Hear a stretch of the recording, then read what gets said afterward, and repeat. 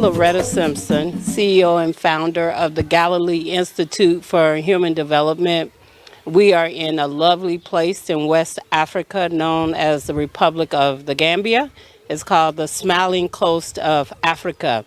Today we are here at the Tujereng Health Facility. We're going to take a tour and show you around the facility and then talk about what some of the needs are. I want to introduce you to Commissioner Ansa Jawa. He is responsible for bringing me to Tujereng Village, and so we together and the community will figure out a way to bring more medical supplies and equipment so that we can support the facility. Commissioner Jawa, how are you today, sir? I'm fine. Good, good. Thank you for bringing me to the health facility. So as we tour today, what would be some of your primary goals and objectives? Our primary goals and objective is that so that the community of Tujereng can have good health care, because a lot of women have challenges with regards to good health care, and especially pregnant women. They find it very difficult to get proper medication at the health center. So coming here will definitely add value for people to come forward and assist Tujereng Health Center. All right, so you've heard it for yourself from the commissioner. We are here today to make sure that we are highlighting some of the needs as well as the challenges and then the opportunities that you as a community can showcase your support in. I want to introduce you to Mr. Who? Jawane. He is the head of this facility, an important person that just joined us. He is the Akalo's brother, as well as he sits on the council of the village here in Tujereng. I'm going to allow him to introduce himself, and then he can tell you how critical and important it is to have a healthy and functional and operational health center. Thank you so much. My name is Karamo M. Bojang. I'm a council member who sits every Sunday to discuss problems in the village. And this clinic here, the hospital here, is one of our biggest problems. And we really need some assistance from anywhere. We need assistance because it's sponsored by the village itself. The government is doing very little on this hospital here. So we are doing almost 90% of everything. And this, we need people to assist us. We really need people to assist us to maintain this hospital. We have a lot of people living in this village, and healthcare is our main problem. Otherwise, we have to travel almost 40, 30 kilometers before we can get to the hospital, which is not safe for our patients, especially women on the pregnancy. We need quick service here, and we really need your assistance. Whosoever can, please, we plead to any of you, if you can help us, we really need your assistance. Thank you. We've heard you say there are many people here in the village. Can you give us an estimate of how many people reside here in the village? Yeah, now we have very close to 20,000. We have very close to 20,000 because 5 years ago it was around 15,000. And now migration, people are coming down these areas. And we have a social security village just close to Tujereng, where you have almost 1,000 compounds there, 1,000 compounds. Checking on that, at least each compound you have at least 5 people living in there. So you see, that is why I said very close to 20,000 people. So are you saying in addition to Tujereng, are there any neighboring villages that also utilize this facility? Yes, yes, yes, yes. Because we have our catchment areas here, like a village called Batokunko. There's another village called Tanje, another village called Kendin Sebali, a village behind me calling Kunkujang, and Banyakang. All these villages are depending on our health center here. So if we have to include all those people, we are talking of 35 to 40,000 people. Yes. Again, I'm Loretta Simpson, CEO and founder of the Galilee Institute for Human Development. My motto has always been Africa for Africans. I think it is critically important for us to support one another, both here and abroad. So if you are black and living in this African skin, it's important for you to step up to the plate and do what you can. We are one people. Regardless of where we are one people from one source, from one place. I say Africa for the Africans. And if you're listening to this message, if you can assist us, we're going to take a tour of the health clinic and you'll be able to see what the needs are. You also have an opportunity to meet the person who's heading this facility. So we don't want you to shy away from responsibility. We are responsible for cultivating and growing and supporting this village. So I want to thank you in advance, and we're waiting on the director to show up. And as he shows up, Commissioner Jawa, I know that you do a lot of support and work for the health clinic. Can you talk about some of the ways that you have supported this health clinic? And these are not obligations that he's done. He's committed himself to his village to support the people in this village. So he's not obligated to do this, but because he was born here and he loves Tujereng, this is what he does from his heart. Can you talk about what you do for this village? I try to commit myself for the general development of the village, and by extension, a lot of people in this village, citizens of the Gambia, citizens of Tujereng, comes together to contribute and then support the health center.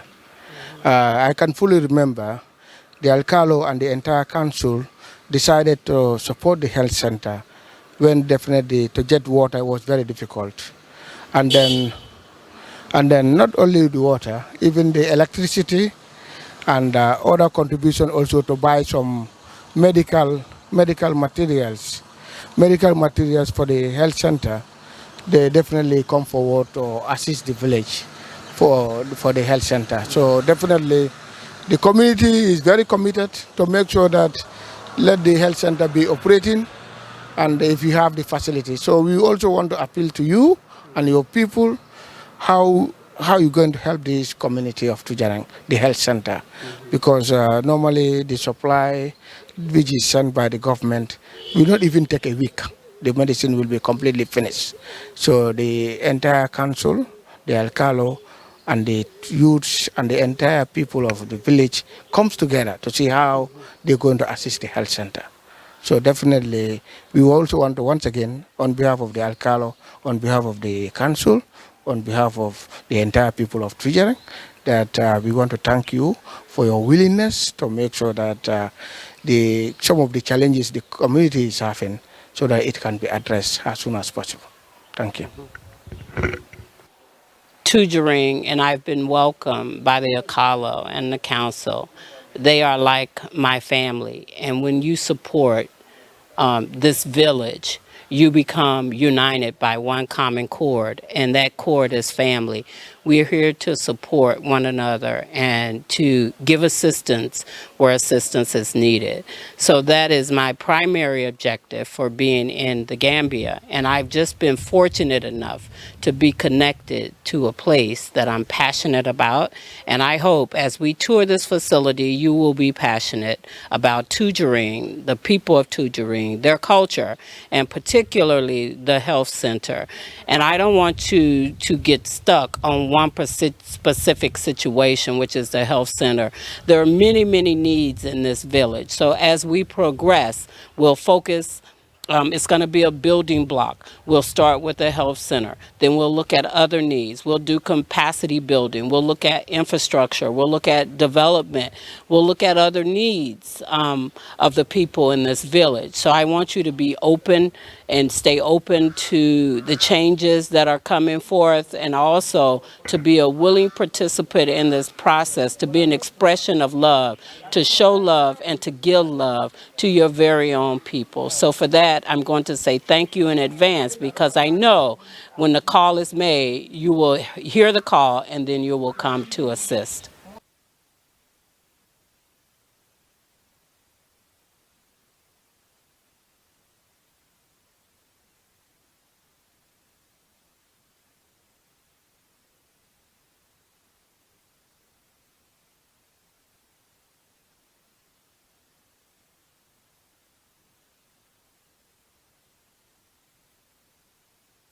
Introduce you to the director and the person that's responsible for ensuring health and safety at this facility. Good afternoon, madam. I am Usman Jaune, the head of the facility, Tujereng Health Facility. I was posted here since 2017, October. The facility is was a small clinic, but as the population is increasing, the demand is getting higher.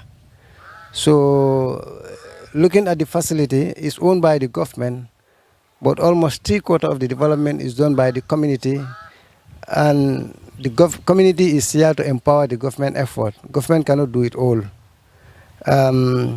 Notwithstanding, we have series of activities that we render here in the clinic here, ranging from delivery of pregnant mothers, postnatal care, family planning services, referrals, dressing, reproductive clinics,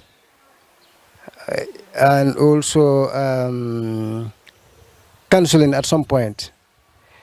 The facility is serving almost 26,000 people within the community here, ranging from Bayanyaka, Mariama Kunda, Bunkeling, Fala, Batukunku, and Tujereng itself, and Kentisebel. The facility per month, as I am speaking July, we nearly have about 24 deliveries, and the total consultation is about 1,408 people for the month of July alone. The other activities are not even counted. Family planning is not counted, dressing is not counted. Looking at the facility, we have series of constraints that we are trying to look help from people. Some of these problems are, one of the things is electricity. Electricity is a key thing that we sometimes have. You realize that we depend on the NAWEC.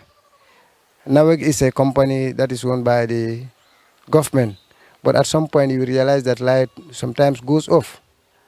So if we may able to find a solar power whereby we can have 24 electricity, that would be very helpful. You realize that at some instances, you can even see an asthmatic patient, whilst you're trying to nebulize, electricity goes off.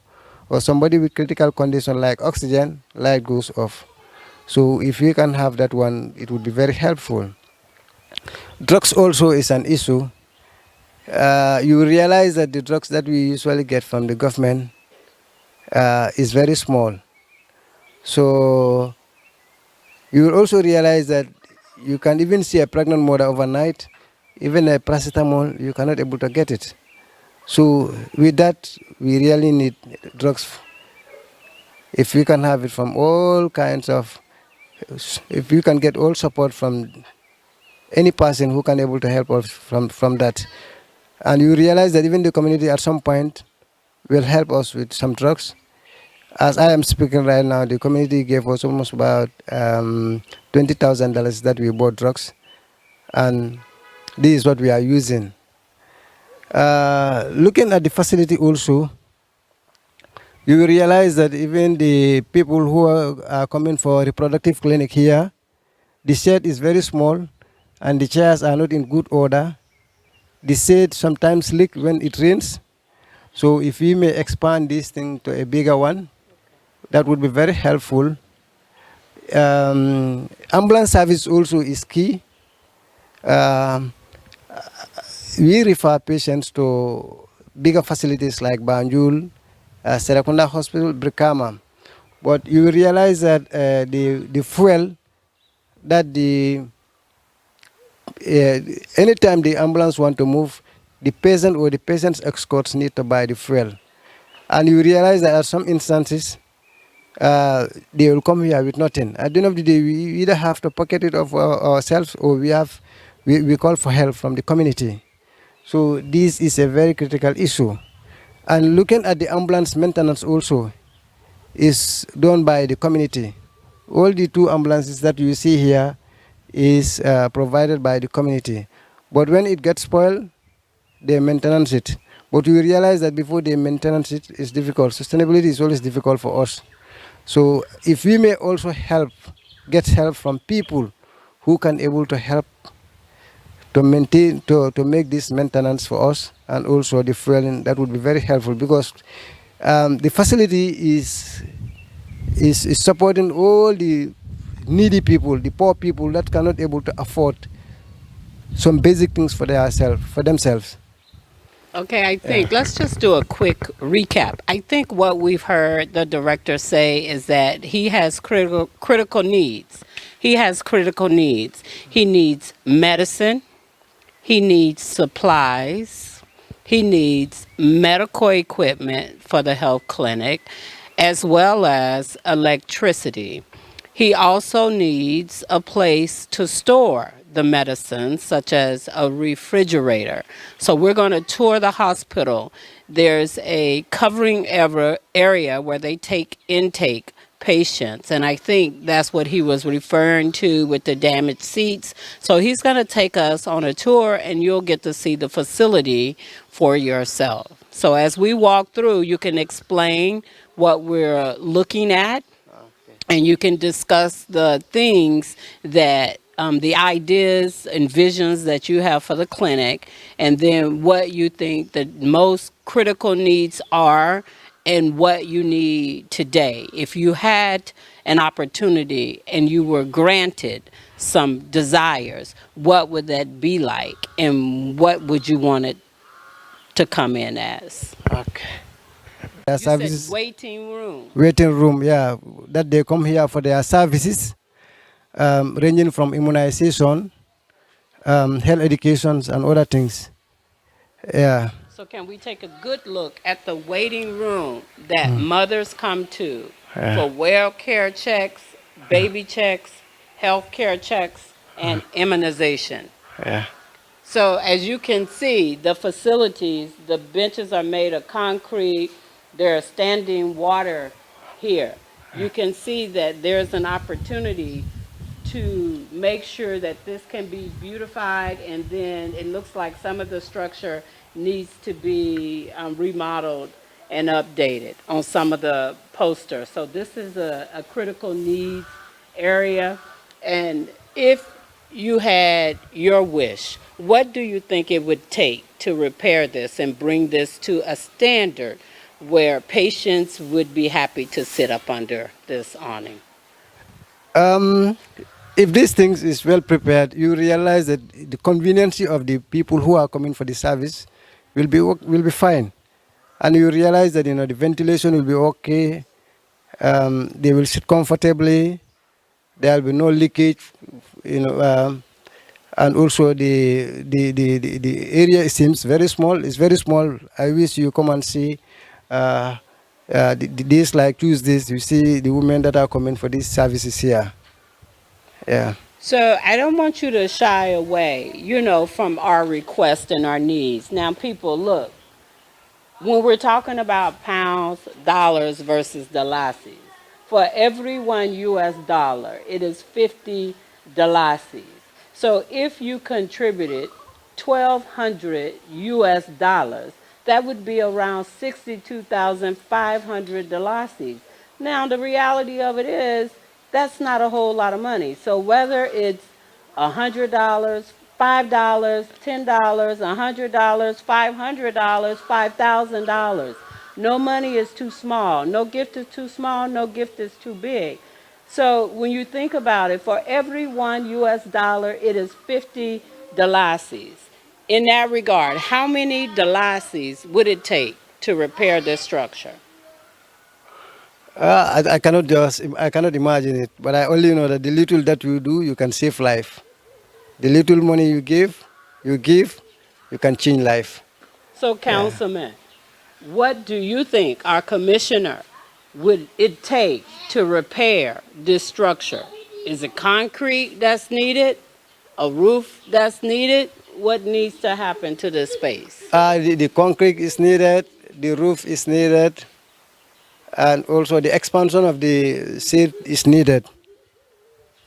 So, sometimes I ain't the smartest person on the block, but I ain't the dumbest either. So let's take a look at this.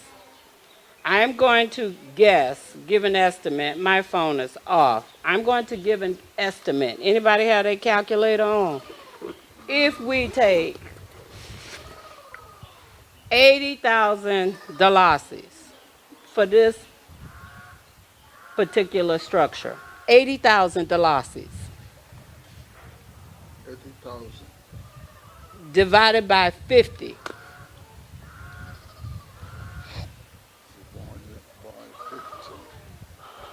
is how many US dollars? 1,600. That's 1,600 US dollars that can repair this whole structure as a waiting room. Like I've just said, no gift is too small and no gift is too large, but collectively, together, we can make sure that the health center is getting what it needs.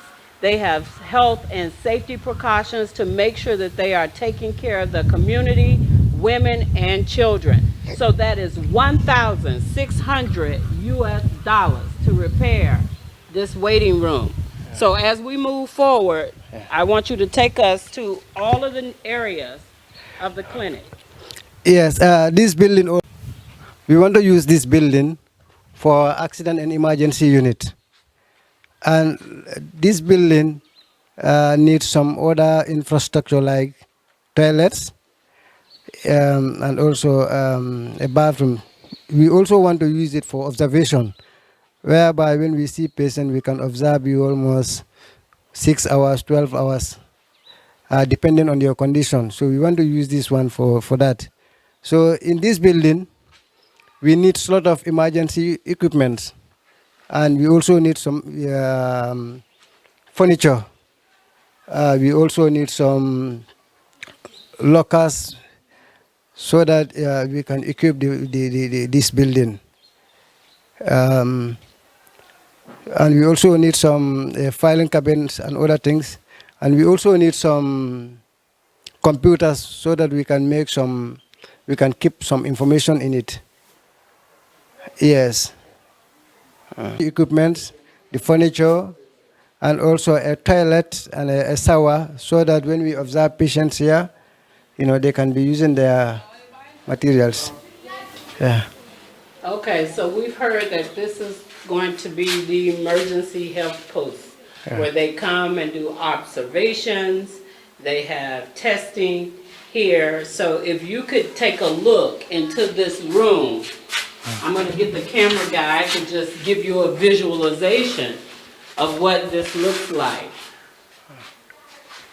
So there are certainly things that could be done that wouldn't take a lot of time, effort, or money to do. When you think about the people that are being serviced here, the amount of patients that are being seen, certainly this would make the administration components of the clinic to run more effectively and more smoothly. So the objective is to get those things that are needed and that would provide immediate relief and immediate assistance to the clinic as well as the patient. So if you could just come around and get a look at the facility, and there needs to be maybe a hospital bed so a patient can be checked out here. Is there anything else in addition to the bed you think that may be needed? I know you need toilet, you need seating facilities and waiting facilities.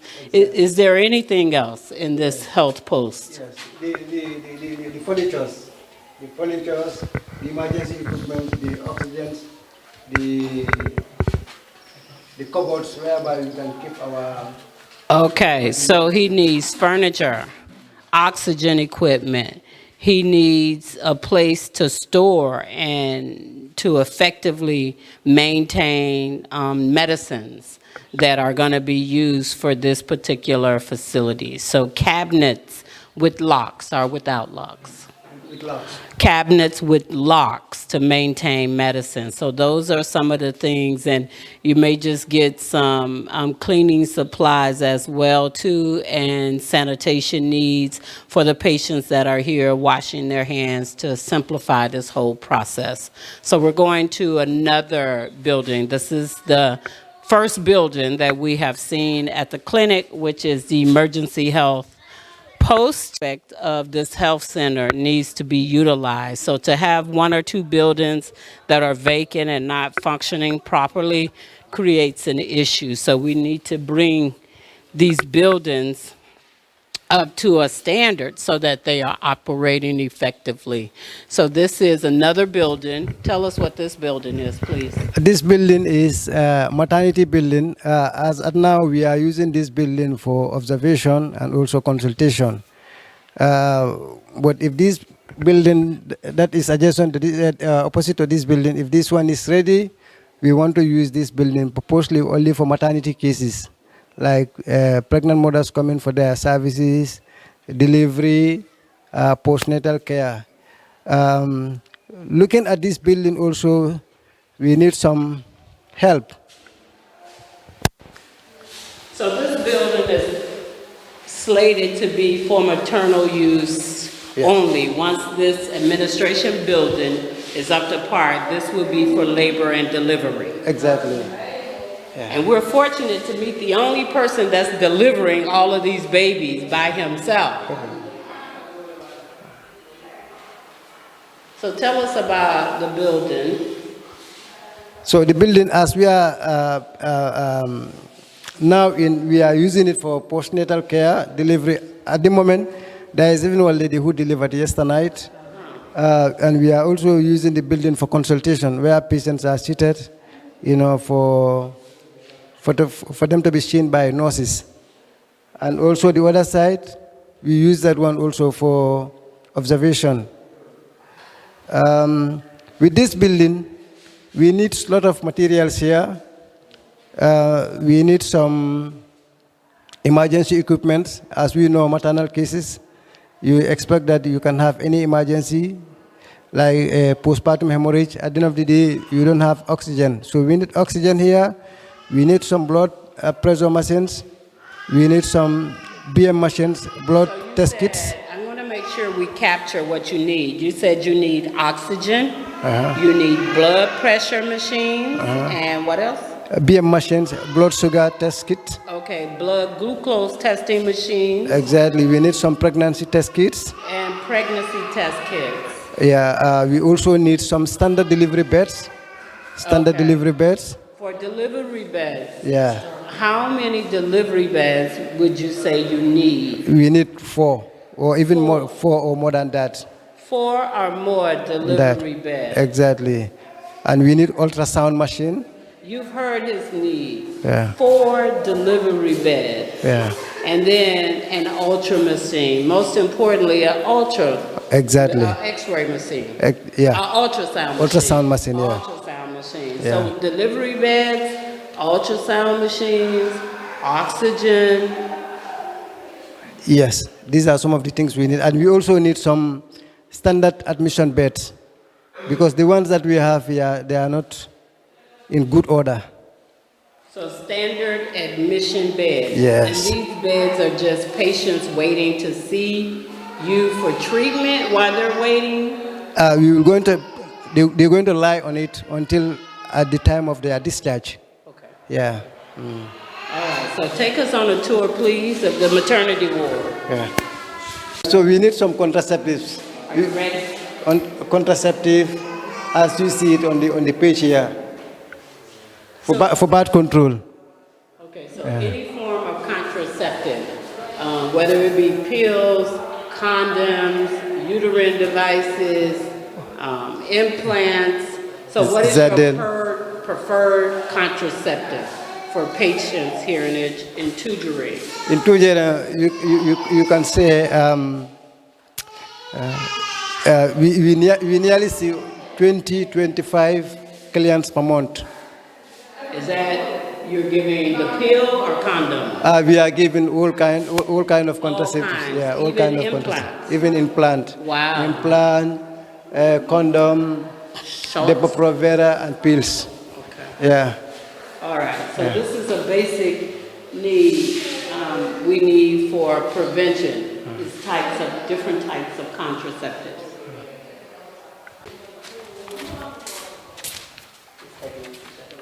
Yeah.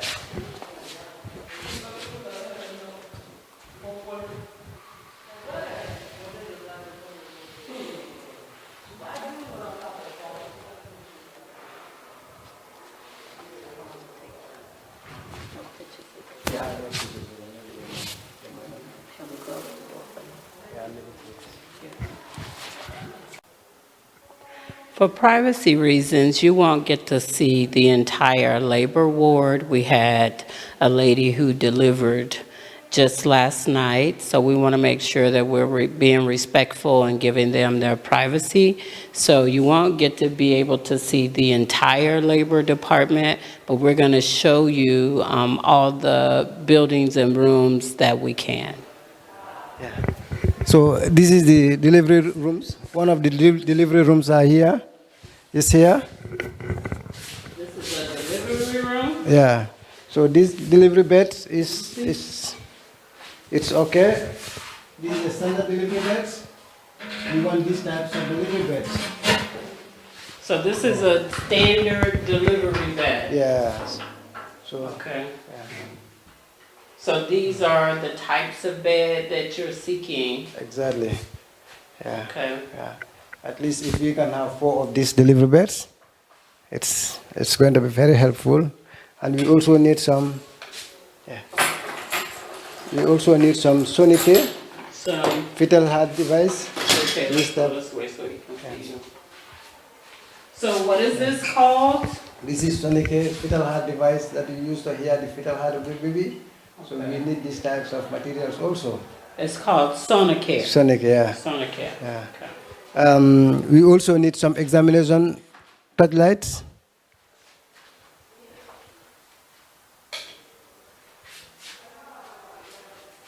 Yeah, so we need some examination touchlights and even some delivery kits, some delivery materials. Mm-hmm. Yes. What's in a delivery kit? These are the forceps, the scissors, the speculums and other things. So we need these types of materials. Okay. Yeah. So this is a typical delivery kit. Yes. You have forceps. Yes. You have Speculum. the gynecological, what you call it? Speculum. Speculum. Yeah. These are some materials. Okay. Yeah. So we need basic delivery kits. And also vacuum. And a vacuum. Yes, we need these types of materials here. Okay. Yeah. All right, so this is the labor and delivery room, and this is the type of bed we are seeking. We need 4 delivery beds. Exactly. Okay. Yeah. As well as fetal heart monitors, and we want to be able to hear and see how the baby and mom's doing. Yes, and also the scales, baby All scales. right, Yeah. We need baby scales. Yeah. So for every room, if there's 4 bedrooms or 4 delivery rooms, we need baby scales and delivery packets in every room. Exactly, and also some dustbins. And dustbins or Dustbins, yeah. trash bins, so we Yeah. need trash bins for every delivery room. What Yeah. about bedding? Do you use bedding here? No. No, we don't use bedding, but we need some bed sheets. Bed sheets. So, yeah. We need bed sheets for the deliveries, for the beds. Beds, admission exactly. beds.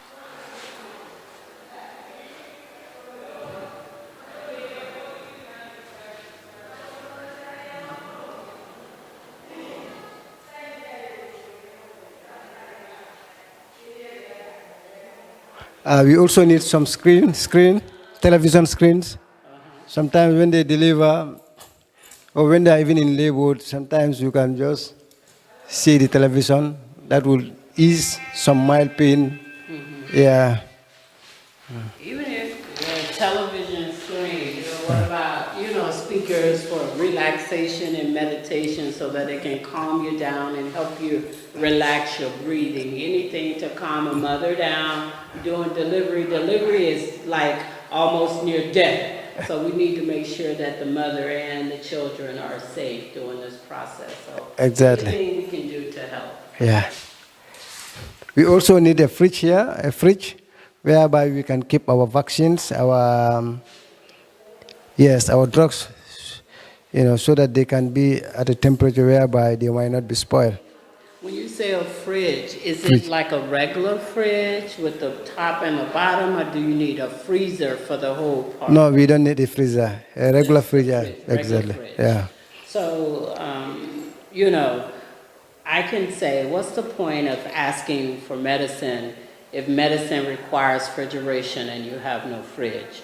So it's critically important that for the safety and well-being of patients, if medication requires refrigeration, that we have a fridge. So that's going to be like a critical need and one of the main focuses first that we should focus on. Exactly. Is trying to get this fridge in. And as we're progressing and development is happening here at the clinic, we'll make sure to keep you informed. You'll get to see where your dollars are going. You'll get to see growth. You'll get to see development, and definitely you'll get to see the change in the health clinic.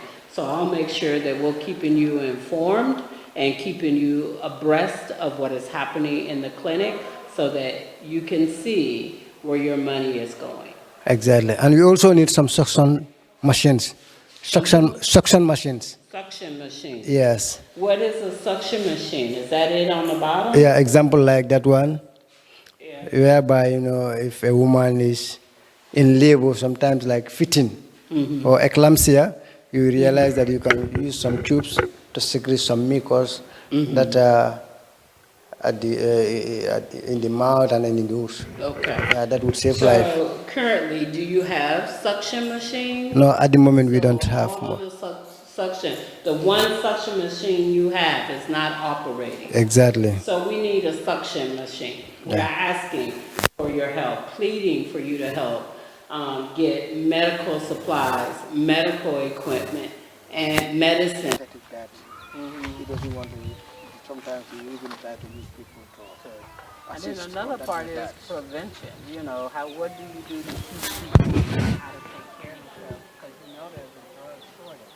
What can you do to change your lifestyle so that you're not having these types of health problems? How can you educate people on diet and food and drinking the right things? Okay, you ready? Yeah, I'm ready, yeah. All right. Okay. This building that you are seeing here, we want to use this building for admission. When you admit them, you can say they stay for almost 2-3 days or 4 days. But with this building, there is no bed, there is no chair, there is no furniture, there is no cupboard. The building is built by the community. So anything that you feel we can use it for the admission procedures. So we need all those materials here. Okay, so Yeah. this building is a shell of a building. It is a shell of a building. There's no furniture. There's no equipment. You need office furniture for admissions. You need proper toilets here. You'll need desks and furnitures and chairs. So just remember that this building is a shell, but we're going to give you a look.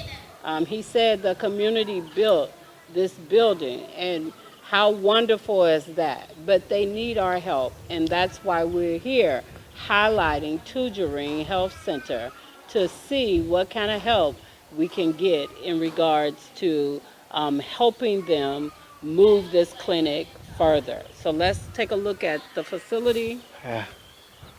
At the moment, there is nothing there. It's just that we just keep it for temporal use, for storage purpose.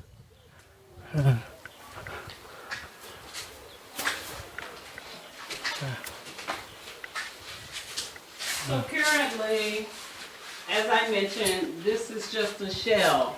This is just the shell of of a building. It is waiting on you. It was waiting on philanthropists like yourself, people who have the spirit and willingness to give and to help with advancement.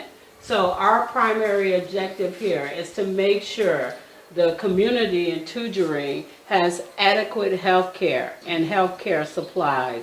So that's the primary goal and objective, is to highlight the beautiful things that this community is doing, but also to talk about some of the challenges they have, and particularly in the area of health and human services. Yeah. So yes, if the facility can be well equipped, it is going to be very helpful. We also do some other activities that help to promote and prevent their life system in regards to disease conditions. Days like Tuesdays, we give some health sensitizations on diarrheal cases, hypertension, diabetics, importance of hospital delivery, importance of prenatal care to get the pregnant cat. We also talk about the importance of immunization. We talk about nutritional support, some of the things that you can do to develop or improve your health system. Yes, these are also some of the things that we usually do. These like Tuesdays. Yeah. I also forgot to mention one thing also. The main building that we want to use for emergency care is, we have a small room attached to it. We want to use that one for laboratory facility. And laboratory materials are not adequate. We only have minor tests that we usually conduct here. So if we can have some hemocube that we can use to check the blood sugar, the hemoglobin, urinalysis, and other things, that would be very helpful. You realize at some point we refer patients only just to check their hemoglobin at a bigger facility. But suppose we have that one here, I guess we will not do that. Yeah. Okay, so this was the first building that we showed you. That was the emergency building where all the office furniture and stuff is needed. There's a small room in the back. He said they want to convert to a laboratory room. And so, you can't have a lab without lab equipment and lab test equipment. So those are one of his critical needs. He talked about blood sugar, hemoglobin, different urine analysis, different tests that they can conduct on site without shipping a patient or transporting a patient miles away, when they can actually conduct laboratory tests here. Lastly, staff motivation. Most of the government staff, that when you post them here, they don't feel like coming, simply because when they are in Brikama area or in Serakunda or in Banjul, they secure 2 jobs, whereby when you close, you go for another job. So at the end of the day, you have 2 salaries. But in places like this area, you're going to be only on 1 shift. Then when you close, you relax. So nowadays, to post people at remote areas is sometimes difficult. So to sustain staff, we need some staff motivation. Also, the community is also helping very well. Without the support of the community, our facility will not be clean. You will realize that some of the cleaners that we have here, are motivated by the staff. But you will be surprised that if I should tell you the little amount of money that they get from the community, you will say no. Less than 50 euros, $15 per month.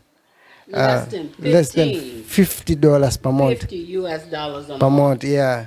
So even the drivers also, we get support from the community.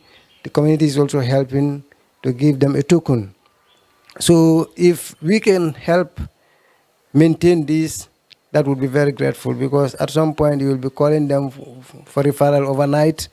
They will be coming, but they are not happy because of the little money that they get. So staff motivation is key also.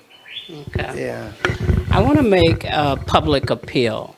I am a proud member of Zeta Phi Beta Sorority Incorporated.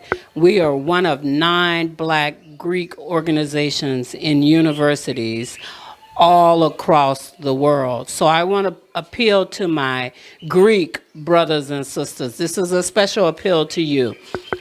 If you want to visit the Gambia, I'm going to make my house available for you and make other resources available for you. I'm asking all healthcare and medical professionals, if you want to visit the Gambia, instead of volunteering with the Peace Corps or Red Cross, you can do it right here at the Tujereng Health Clinic. I'm going to make sure that your accommodations are taken care of. I want to appeal to all the Divine Nine Greek organizations and healthcare providers. This is a special call to you. Gambia needs our help. Everything we do is about community service. It's about bringing development and opportunity. It's a service and servanthood. So we are here to be of service and to be servants to those who need our help. This is a special call and a special appeal to you, my brothers and sisters.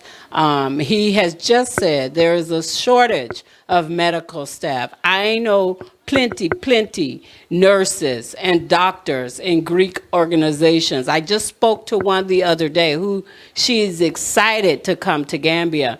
So, Dr. Charlotte, if you are out there and if you are watching this video, I want to make a special appeal to you. You are the president and head of Black Nurses Rock all across Texas. I want to make a special appeal to you and your organization, to all Black nurses, that you, as the head and president of Black Nurses Rock, make a commitment to share this video with all of your nurses and all the people in your organization. Let's get the momentum going here. Let's support Gambia. They are our family members and they need our help. So Dr. Williams, if you're here, don't forget to share this video with all Black Nurses Rock, all medical professionals. Are you shying away from Americans and the diasporans coming, medical providers to come and support and volunteer? Are you open for volunteerism? I am hardly open. The door is open for all of them. The little that you can do, you can save life. The little that you can do, you can save life. You will be surprised that you come here one day, you say, you see a pregnant mother who need my service and need only paracetamol, it's not available. Yes, so the door is open for everybody. Okay, so I'm really excited about this. I'm going to make myself available, my house available. I'm going to look for other accommodations. If you reach out to me and say you're interested, if we can start coordinating and planning, I have the commissioner here. I'm sure the commissioner and the Akalo of this village will be happy to accommodate you. We are family. We will make sure that you have everything you need, water, food, and you're good to go. You're ready to work. You're ready to rumble. You're ready to roll up your sleeves and do some work. I'm just also trying to extend my appreciation of the demand from Loretta that to appeal to you people so that you can come and serve the the community of Tujereng, the Gambia.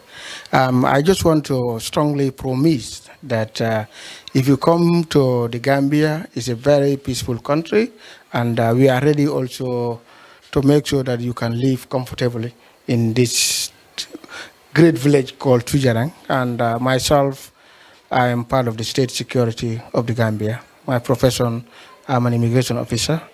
I am Commissioner of Immigration, the Gambia, and then actually on your arrival, we will even to be ready to facilitate that so that you can peacefully come to the Gambia and enter Gambia, and then you'll feel comfortable. We can assure you. Thank you.